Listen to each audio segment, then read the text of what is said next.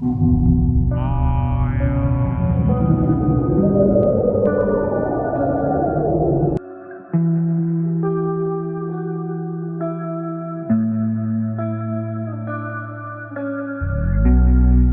डरावनी गुफा में काले सूट में खड़े इस राजकुमार को पकड़ा जाता है और जैसे ही वे लोग उसे मारने वाले होते हैं, सैनिकों की एक बड़ी टुकड़ी उनके ऊपर धावा बोल देती है। अब यहाँ पर एक बड़ी लड़ाई होती है जिसमें ब्लैक सूट पहने सैनिक बड़ी बहादुरी से लड़ते हैं। उनमें से एक जनरल सू है जो अपनी बहादुरी और कौशल के लिए जाने जाते हैं। राजकुमार जनरल सू की बहादुरी से खुश होकर उन्हें गवर्नर बनाने का ऐलान करते हैं, मगर सू ये रैंक अपने खास मित्र युआन को देने पर भार देता है। तभी राजकुमार कहते हैं कि अगर आपने इस पद को स्वीकार नहीं किया तो वह युआन को देश से बाहर निकाल देंगे। लेकिन सू की गवर्नर बनने में कोई दिलचस्पी नहीं है, वो तो बस वुसु मास्टर बन के लोगों को मार्शल आर्ट सिखाना चाहता है। अब हम 5 साल बाद का समय देखते हैं जहां पर युआन सू और अपने परिवार से मिलने के लिए आया है, जो एक साथ खुशी से रहते हैं और सू लोगों को मार्शल आर्ट सिखाता है। युआन अपनी बहन से मिलता है, उनके साथ उसका बेटा फैंग भी होता है। दूसरी ओर वो अपने सो कॉल्ड पिता से मिलता है। वहां पर युआन को पता चलता है कि इस बूढ़े आदमी ने उसके असली पिता को मार दिया था, क्योंकि उन्हें मार्शल आर्ट की एक खास तकनीक में महारत हासिल थी। इसी वजह से युआन उसे वहीं पर मौत की नींद सुला देता है। येंग ये सब देख लेती है और अपने बेटे के साथ भागती है, मगर युआन के गार्ड्स उन्हें पकड़ लेते हैं। इस ओर सू को युआन की इस करतूत की खबर मिलती है। वह तुरंत घटनास्थल पर पहुंचता है, लेकिन यहाँ कोई जिंदा नहीं बचा था। युआन ने सबको मार दिया है। अब इस और नदी के किनारे पर युआन अपने पिता को श्रद्धांजलि दे रहा था। तभी वहां पर सू आके उनके सैनिकों पर हमला कर देता है। सू के अंदर अपने पिता की मौत का बदला लेने की आग साफ साफ दिखाई दे रही थी। सू युआन के सीने में तलवार से वार करता है। उनसे युआन को रत्ती भर फर्क नहीं पड़ता। युआन अपने कपड़े उतार देता है। उनके नीचे उनकी त्वचा से सिला हुआ लोहे का कवच दिखाई देता है, जिनकी वजह से उन्हें कोई परास्त नहीं कर सकता था। अब दोनों बिना तलवार के लड़ने लगते हैं, मगर युआन अपनी दैवी शक्ति के जरिए सू को एक बड़ा झटका देता है। युआन अपनी वेनमस फिस्ट से सू को बहती नदी में फेंक देता है। येंग ये सब देख नहीं पाती और वो भी उसके पीछे पीछे नदी में कूद जाती है। नदी के किनारे पर येंग को होश आ जाता है, मगर सू अभी भी बेहोश पड़ा है। येंग उसे लकड़ी के स्ट्रेचर पर रखती है और पहाड़ चढ़ने लगती है। सू को घसीटते घसीटते उसका पूरा बदन खून से लथपथ हो गया है। एक जगह पर वो लगभग पहाड़ से नीचे गिर ही जाती है, लेकिन डॉक्टर यू उन्हें बचा लेती है। डॉक्टर यू के घर में सू को होश आ जाता है। सू अभी युआन के जहर से पूरी तरह से उभर गया है, मगर जहर की तेज असर के चलते उसका दाहिना हाथ पैरालाइज हो गया है। सू निराश हो जाता है क्योंकि वह अपने हाथों में चावल का एक कटोरा भी नहीं पकड़ सकता था। वह इस पीड़ा के गम में अधिक से अधिक शराब पीने लगता है। सू फिर से मार्शल आर्ट का अभ्यास शुरू कर देता है। अपने अभ्यास के दौरान उनकी नजर उड़ते हुए 2 इंसानों पर पड़ती है। वो उसका पीछा करते करते एक मंदिर में आ पहुंचता है। वहां पर एक बूढ़ा आदमी सू से कहता है कि अगर तुम्हें कुछ सीखना है तो पहले अपने आप को साबित करना होगा। दरअसल वे लोग चाइनीज वुसु गॉड होते हैं। यू उनमें से एक के साथ फाइट करता है, मगर उनकी हार हो जाती है। सू दूसरे दिन वापस आता है और फिर से वुसु गॉड से लड़ता है। पहले की तरह इस बार भी वुसु गॉड सू को हरा देते हैं। ऐसे ही कई दिन बीतते जाते हैं। सू और वुसु गॉड के बीच की लड़ाई में अब सू वुसु गॉड पर भारी पड़ता जा रहा था। इस लड़ाई की वजह से सू तरोताजा हो जाता है। येंग डॉक्टर यू से पूछती है कि ये वुसु गॉड कौन है, क्या सच में कोई ऐसा गॉड है या नहीं। डॉक्टर यू कहती है कि तुम्हारा पति अब पागल हो रहा है, वो बस उसके मन की कल्पना मात्र है। 1 साल जितना समय बीत जाता है। अब येंग फैसला लेती है कि वो सू की प्रैक्टिस देखने जाएगी। वो जाकर देखती है तो उन्हें वहां पर कोई गॉड दिखाई नहीं देता। सू अकेला अपने शरीर से ही अपना सर पटक रहा होता है। सू का संघर्ष अभी भी जारी है। वह अब और अधिक शक्तिशाली हो गया है। अब वो पहले से कई ज्यादा मजबूत है। तभी गॉड वुसु कहते हैं कि सू ने खुद पर विश्वास वापस पा लिया है, जिसका अर्थ है कि अब वह काफी मजबूत है। अब सू को रियलाइज होता है कि ये सभी ऐसे पात्र हैं जो उन्होंने अपनी कल्पना शक्ति से क्रिएट किए थे। घर वापस आकर उन्हें पता चलता है कि येंग अपने बेटे की तलाश में निकल चुकी है। येंग अपने बेटे को ढूंढती ढूंढती युआन के पास आ जाती है, लेकिन युआन उसे वापस देने से इनकार कर देता है। इसी समय सू युआन युआन के सैनिकों पर वार करता हुआ वहां पर आ धमकता है। युआन येंग को जंगल में दफन करने का आदेश देता है। सैनिक येंग को एक संदूक में बंद कर जमीन में दफन कर देते हैं। युआन एकमात्र गार्ड्स जो येंग को कहां दफनाया है ये जानता था उसे भी मार देता है। सू अंत में युआन के 2 अंगरक्षकों को तलवार की धार से काट देता है और उस आदमी से लड़ना शुरू करता है जिसे वह कभी अपना भाई समझता था। वह हमेशा की तरह अपनी वेनमस फिस्ट टेक्निक का प्रयोग करता है, लेकिन सू पहले से कहीं ज्यादा अब मजबूत हो गया है। सू युआन को अपने साथ एक कुएं में धकेलता है जहां पर कई किस्म के अनगिनत जहरीले सांप हैं। वह युआन के शरीर पर लगे लोहे के कवच को फाड़ने में कामयाब रहता है। वो अपनी मुट्ठी के चारों ओर एक लोहे की जंजीर लपेटता है जिनसे वो युआन के वेनमस फिस्ट अटैक से बच जाता है। वह उसके शरीर से सने हुए लोहे के कवच को चीरता है और उसे बाहर निकालता है। शायद ये युआन का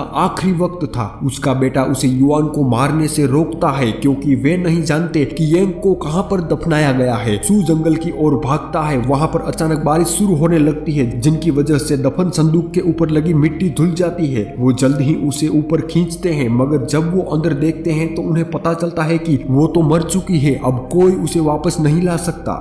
इस गम में सू फिर से एक शराबी बन जाता है, साथ साथ पागलों की तरह बर्ताव भी करने लगता है। उसका बेटा उसे वापस नॉर्मल इंसान बनाने के हर संभव प्रयास करता है, मगर सब बेकार है। सू शराब की दुकान में प्रवेश होता है। वहां पर उन विदेशियों से वो पंगा ले लेता है जिनमें वो ड्रंक एंड फिस्ट तकनीक के जरिए उन सभी को धूल चटाता है। तभी वहां पर कमांडर माओ आकर कहते हैं कि वह सू को जानते हैं, मैं उन्हें उनकी शाही तलवार वापस करने आया हूँ। मगर सू ज्यादा शराब पीने की वजह से होश में नहीं होता। अब कमांडर माओ कहता है कि मुझे आज एक विदेशी बुली से फाइट करनी होगी जिनमें अगर मुझे कुछ होता है तो तुम्हें मेरी मदद करनी पड़ेगी। सू इस बात पर सहमत हो जाता है। वो अंदर जाते हैं और देखते हैं कि एक चाइनीज आदमी को विदेशी पहलवान तोड़ रहा है। अब कमांडर मा वर्सेस द बुली के बीच फाइट शुरू होने वाली है। कमांडर मा बुली को हराने की काफी कोशिश करते हैं, मगर वो बुली अपने एक ही पंच में कमांडर मा के मुंह में से खून निकाल देता है। फैंग रिंग के अंदर आके बुली के पैर को काट लेता है, मगर वो फैंग की गर्दन को पकड़कर उसे ऊपर करता है। फैंग अपने पिता को पुकार कर बुलाता है। तभी सू रिंग में आके उस बुली को एक ही पंच में हरा देता है। सू अपनी ड्रंक एंड फिस्ट टेक्निक में इतना पारंगत हो गया था कि उनके सामने अब कोई भी टिक नहीं सकता है। मगर उनमें से एक विदेशी फाइटर चप्पू से सू के ऊपर हमला कर देता है। उनसे सू आग बबूला हो जाता है और सभी को पटक पटक के धो डालता है। यहाँ पर जब वो एक बुली को पसार रहा होता है तभी सू को सर पे चोट लगती है। वहाँ पर वो बेहोश हो जाता है। तभी उन्हें अपनी वाइफ येंग दिखाई देती है। वो उनके पास आती है और उन्हें अपने बेटे और उनके लिए उठने को कहती है। सू अचानक से उठता है। वो अपने बेटे के साथ खड़ा दिखाई देता है। बाद में वो अपनी drunk and fist martial art का अभ्यास जारी रखते हैं। वो और उनका बेटा पूरे विश्व में मार्शल आर्ट को प्रमोट करने के लिए घूमते रहते हैं, विशेष रूप से ड्रंक एंड फिस्ट टेक्निक को।